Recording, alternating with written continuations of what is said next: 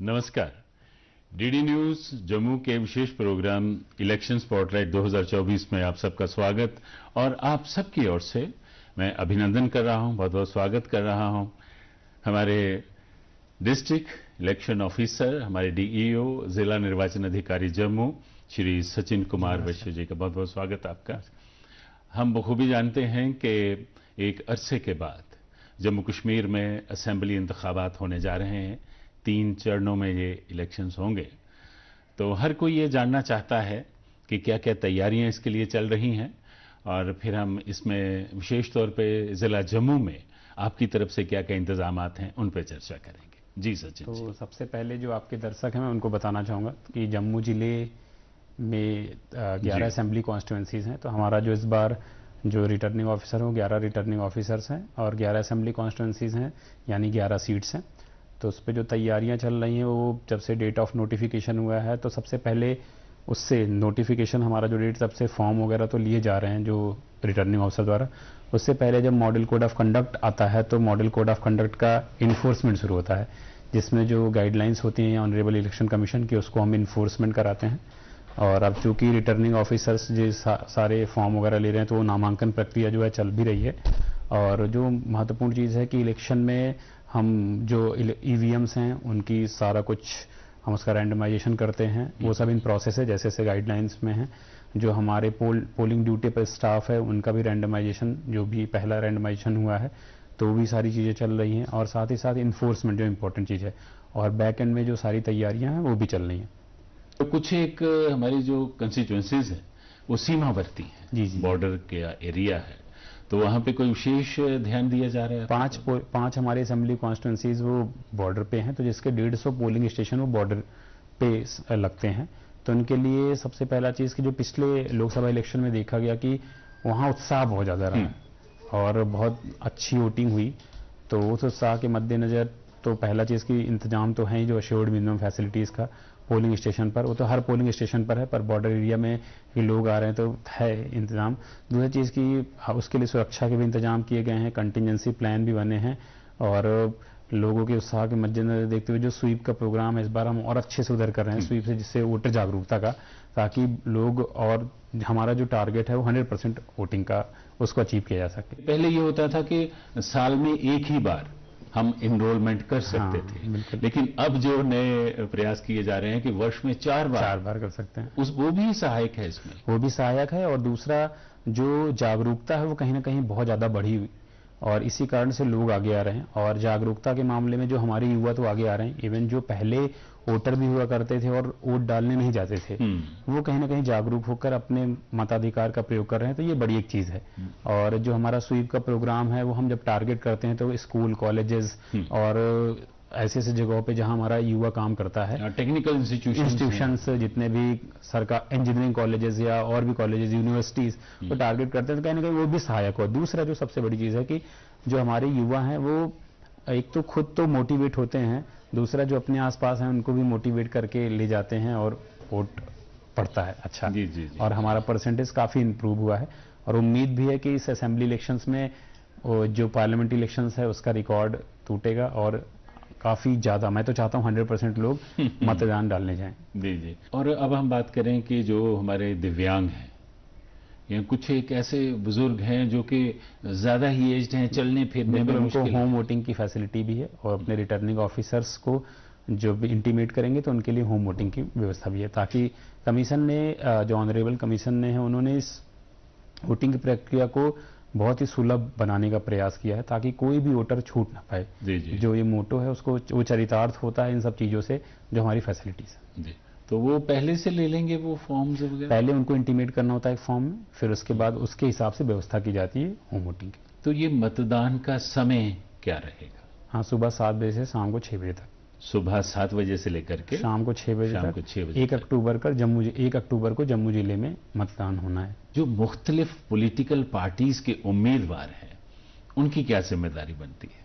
हाँ, उनकी भी जिम्मेदारी बनती है कि जो आदर्श आचार संहिता, जिसको मॉडल कोड ऑफ कंडक्ट कहते हैं, उसका अनुपालन उनको करना है। और सारी वो गाइडलाइंस जो हमारे कमीशन की बुक्स हैं उसमें पूरा दिया है, उसके हिसाब से उनको पालन करना पड़ता है। और इन्फोर्समेंट के लिए हमारी टीम्स भी हैं, जैसे कि फ्लाइंग स्क्वाड टीम जो उड़न दस्ता टीम होती है, स्टैटिक सर्विलेंस टीम जो स्टैटिक तरीके से लगी रहती है, हर जगह चेक करते रहते हैं। फिर हमारी वीडियो व्यूइंग टीम है। तो सब कुछ पूरा हर तरीके से। और जो हमारा सोशल मीडिया पर कंटेंट वगैरह भी आता है, उसके लिए मेरा एक जिले लेवल पर और स्टेट लेवल पर MCMC media certification and monitoring committee भी होती है जी। तो ये सारी नज़र रखी जाती है कि किसी प्रकार से चुनाव पे कोई गलत तरीके से इन्फ्लुएंस करने की कोशिश ना करें। जी। अब जब हम प्रचार की बात करते हैं तो उसमें पोस्टर्स भी दीवारों पे लगाए जाते हैं, लेकिन जम्मू शहर की सुंदरता प्रभावित ना हो तो इसके लिए कुछ एक स्थान तय किए जाएंगे कि वहीं पे? जी बिल्कुल। जो भी प्रचार के लिए जब भी हमारा प्रचार करते हैं तो पॉलिटिकल पार्टी हमसे परमिशन लेती हैं और उसमें जगह जो है तो वो तय किए जाते हैं, जो हमारा उसको नोटिफाई किया जाता है तो उन्हीं जगहों पर लगता है जो नोटिफाई किया जाता है। और कमीशन की पूरी डिटेल्ड गाइडलाइंस है तो उनके हिसाब से हम उनका अनुपालन करते हुए और वो जो आदेश वगैरह नोटिफिकेशन होता है वो जारी किया जाता है, कौन कौन सी जगह हैं और उन्हीं पर सारा कुछ किया जाता है।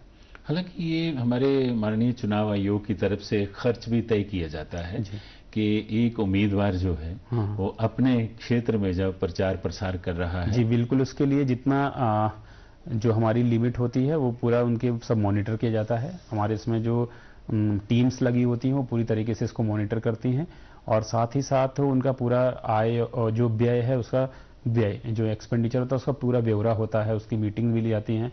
हमारे से आपको बताऊंगा कि जम्मू जिले में 3 एक्सपेंडिचर ऑब्जर्वर्स हैं तो पूरी तरीके से रेगुलर मीटिंग करते हैं और इस चीज़ को इंश्योर करते हैं कि जो कमीशन की गाइडलाइंस है उसके हिसाब से क्या क्या चीज़ें खर्च हो रही हैं, क्या कितना हो रहा है, वो सारा उसका अकाउंट किया जाता है। कुछ ग्रीन पोलिंग स्टेशन जिन पर हम ऐसी कोई भी वस्तुओं का प्रयोग नहीं करते हैं जो पर्यावरण के लिए हानिकारक हो तो वो ग्रीन पोलिंग स्टेशन है। तो ऐसे पोलिंग स्टेशंस जैसे हम कोई ऐसी चीज़ यूज़ करें कि जो पर्यावरण को नुकसान कर सकता है तो ऐसे पोलिंग स्टेशंस पर उन चीज़ों का हम प्रयोग करते हैं जो पर्यावरण के मित्र हैं या फिर पर्यावरण को किसी प्रकार का नुकसान नहीं करते। जी जी।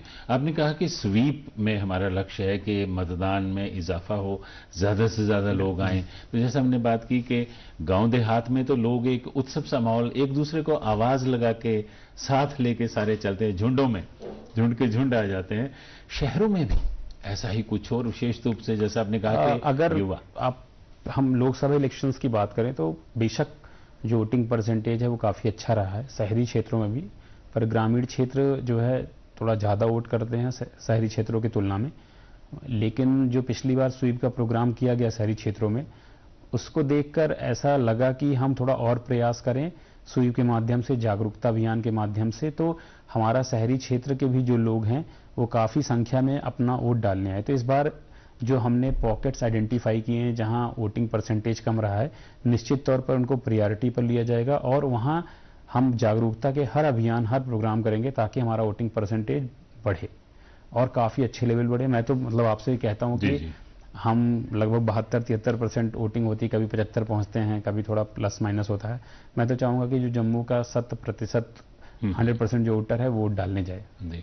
और आपकी तरफ से मोबाइल बैन का भी हमने देखा कि झंडी दिखा के रवाना किया जा रहा है जी अवेयरनेस के लिए। जी बिल्कुल। वो मोबाइल बैन वो वोटर जागरूकता के लिए, उसमें सारी इन्फॉर्मेशन है और वो एक तो जिसमें जो हमारे फ्लेक्सेस लगे हैं उन पर जानकारियाँ, साथ ही साथ वो ऑडियो भी चलता रहता है। जो सुनने में इंटरेस्टेड है वो सुनेंगे और जो देखने में है उसको देखेंगे, ताकि हर कोई अपने चीज़ों का जाने कि हमारा वोटिंग कब है, कौन कौन से डॉक्यूमेंट्स क्या क्या चाहिए, वोटर इन्फॉर्मेशन स्लिप क्या होती है, सारा कुछ इसमें सारी जानकारियाँ। अब ये है कि पोलिंग स्टेशन पे, मतदान केंद्र पे मुख्तलिफ राजनीतिक पार्टियों के नुमाइंदे भी होते हैं वहाँ पे, और प्रिजाइडिंग ऑफिसर को अगर लगे कि कोई कहीं कोई बाधा डाल रहा है बीच तो उसके हिसाब से कमीशन की डिटेल गाइडलाइंस है, हम नियमानुसार कार्रवाई करते हैं और उसमें पूरी गाइडलाइंस है जो उसको हम फॉलो करते हैं कि कितने मीटर दूर वो रहते हैं। और वहाँ अगर कोई होता है जो कंपार्टमेंट जो रूम्स के अंदर, तो जो भी अगर कुछ गड़बड़ी करता है तो उनके हमारे लिए पूरा हर कुछ है, तो हम कानून संबद्ध जो भी कार्रवाई होती बनती है हम उसको करते हैं। जब एक बार मतदान शुरू हो गया तो फिर समाप्ति के समय के बीच में कहीं कोई लंच ब्रेक तो नहीं होता? नहीं, वोटिंग तो 7 से 6 पूरा चलता है। कोई नहीं, आप वोटिंग कोई रुकती नहीं है, वोटिंग चलती है। वोटिंग निरंतर चलती रहती है। अब जैसा हमने कहा कि 6 बजे तक चलनी है, 7 बजे तो शुरू हो गई, 6 बजे तक चलनी है, और लेकिन अभी कतार लगी हुई है। अगर कतार लगी हुई है तो जब तक आखिरी जो वोटर है अपना वोट नहीं डाल देगा तब तक वोटिंग बंद नहीं होगी। जी जी जी। हमारे यहाँ एक बड़ी तादाद विस्थापित मतदाताओं की भी है जिनका ताल्लुक कश्मीर से है लेकिन जम्मू में रह रहे हैं, तो उनको जो मतदान करना होगा वो किस तरह से आसानी से उनके लिए भी मतदान केंद्र स्थापित किए गए हैं और उनका भी 3 चरणों में है। जब उनका जो गृह जिला होगा जहां उनका जिस तारीख को वोट पड़ना होता है, तो यहाँ भी मतदान केंद्र स्थापित किए गए हैं जम्मू में, और पूरे जोन्स में डिवाइड हैं और उन जगहों पर उनका वोटिंग होगा। और उसके लिए सारी जो नॉर्मल एक जब हम वोटिंग करते हैं तो जैसे पोलिंग स्टेशन की व्यवस्था होती है वैसे वहाँ भी होती है। जी। और अगर कोई उम्मीदवार जो है कहीं लोगों को अपनी तरफ से कोई सुविधा देने की कोशिश करता है कि जी आप पैदल चल के जा रहे हैं तो चलिए कोई गाड़ी की व्यवस्था कर देते हैं, जो भी चीज़ अगर जो भी इलेक्शन में एक चीज़ है जो ऑनरेबल कमीशन की गाइडलाइंस होती हैं उनके अनुसार ही हमें चलना होता है। अगर उसमें कहीं भी किसी प्रकार की हमें लगता है कि कुछ भी ऐसी चीज़ की जाए जिससे एक वोटिंग पर गलत प्रभाव पड़ेगा तो उसमें तुरंत कार्रवाई की जाती है, और जो हम रूल्स के हिसाब से जाते हैं जहां हमें लगता है गलत किया जा रहा है तुरंत हम एक्शन लेते हैं। आप देख रहे हैं हमारा विशेष प्रोग्राम डीडी न्यूज़ की तरफ से इलेक्शन स्पॉटलाइट 2024, और आज हमारे मेहमान हैं हमारे डिप्टी कमिश्नर जम्मू जो कि डिस्ट्रिक्ट इलेक्शन ऑफिसर भी हैं, जिला निर्वाचन अधिकारी जम्मू, सचिन कुमार वैश्य जी। सचिन जी, जो युवा आपको देख रहे हैं, जो बुजुर्ग आपको देख रहे हैं, जो महिलाएं आपकी बातचीत सुन रहे हैं, आप किस तरह से उन्हें कहना चाहेंगे कितनी बड़ी जिम्मेदारी है और ज्यादा से ज्यादा तादाद में एक जो लक्ष्य लेके आप चल रहे हैं कि 100% होनी चाहिए, कोई क्यों ना निकले अपने घर से? मैं भी युवा हूं और जो लोग सुन रहे हैं, और as a district election officer, जिला निर्वाचन अधिकारी के तौर पर मैं सभी से अपील करूंगा कि जो भी इस प्रोग्राम को देख रहे हैं, जो बाद में भी देखेंगे, तो लोकतंत्र में सबसे बड़ा पर्व ही यही होता है जब मतदान की हमारी तिथि होती है, तो उससे बड़ी कोई तिथि नहीं होती। और ये आपको अधिकार मिला है संविधान द्वारा, इसका आप बिल्कुल अपने अधिकार का प्रयोग करें और वोट डालने जरूर जाएं। और मैं फिर आपके माध्यम से कहूंगा कि हम अचीव करते हैं 72%, 73%, 75%, जो भी हमारी संख्या होती है। हम चाहते हैं हमारे जितने भी वोटर हैं 100% सभी लोग अपना वोट डालने जरूर जाएं। अगर आपको लगता है कि आपको कोई काम है तो उस काम को टालें, आप अगले दिन काम करें या वोट डालने के बाद काम करने जाएं, पर इसको छुट्टी के तौर पर मत लें और वोट डालने जरूर जाएं। साथ ही साथ कुछ अपने आसपास जो एलिजिबल वोटर्स हैं उनको भी प्रेरित करें, अगर और उनको भी साथ में ही सभी जाएं और वोट डालने जरूर जाएं, क्योंकि ये जो मैं फिर वही कहना चाहूँगा कि ये अधिकार संविधान ने हमें दिया है और ये बहुत बड़ा अधिकार है और इसका प्रयोग करें। जी। और जैसे आपने कहा कि ये छुट्टी जो है जो सिर्फ मतदान के लिए है। बिल्कुल, मतदान सबसे पहले है, उसके बाद हम कहते हैं कि पहले मतदान फिर जलपान। तो आप देख रहे थे हमारा ये विशेष प्रोग्राम डीडी न्यूज़ जम्मू की तरफ से इलेक्शन स्पॉटलाइट 2024, और हमारे बीच आज थे हमारे डिप्टी कमिश्नर जम्मू जो जिला निर्वाचन अधिकारी जम्मू हैं, सचिन कुमार वैश्य जी। उन्होंने बहुत महत्वपूर्ण जानकारी दी और आपसे गुजारिश की है, आपसे परामर्श किया है, आपको सलाह दी है कि वोट डालना हमारी जिम्मेदारी है। हम सिर्फ अधिकार की बात ही ना करें, जिम्मेदारी का निर्वाह भी करें। आपका तशरीफ लाने के लिए बहुत बहुत धन्यवाद। हमारा बातचीत का ये सिलसिला इलेक्शन स्पॉटलाइट 2024 में यूं ही जारी रहेगा। बहुत बहुत धन्यवाद।